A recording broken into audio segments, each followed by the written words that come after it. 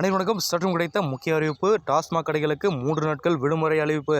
அதாவது இது எந்தெந்த மாவட்டத்துக்கு விட போகிறாங்க, இது எதன் காரணமாக அறிவிக்கப்பட்டிருக்கு அப்படின்னா இந்த செய்தி போல் பிரீஃபாக மற்றும் சுருக்கமாக பார்க்க போகிறோம். அதற்கு முன்னாடி நம்மளோட சேனல் இப்போ வந்திருக்கீங்கன்னா மறக்காம சப்ஸ்கிரைப் பண்ணிக்கோங்க.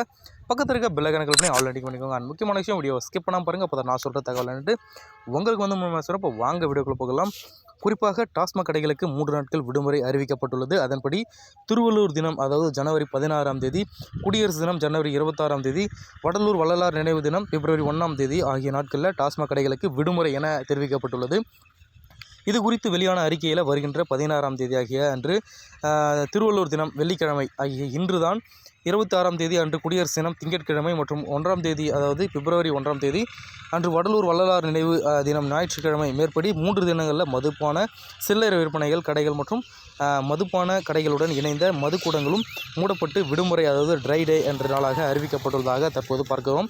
ஸோ எனவே மேற்படி தினத்தன்று மது வகைகள் விற்பனை செய்யக்கூடாது என பார்வையில் காணும் கடிதத்தில் தெரிவிக்கப்பட்டுள்ளதாக சொல்கிறாங்க. மேற்கண்ட நாட்களில் இம்மாவட்டத்தில் இயங்கும் அனைத்து மதுப்பான சில்லறை விற்பனைகள் கடைகள் மற்றும் அதனுடைய இணைந்த மதுக்கூடங்கள் மூடப்பட்டிருக்க வேண்டும் அப்படின்றும் சொல்ல வராங்க. ஸோ அனைத்து காட மேற்பார்வையாளர்கள், விற்பனையாளர்கள், உதவி விற்பனையாளர்களுக்கும் அறிவுறுத்தப்படுகிறது என இந்த செய்தி குறிப்பாக பிரீஃபாக சொல்ல வராங்க.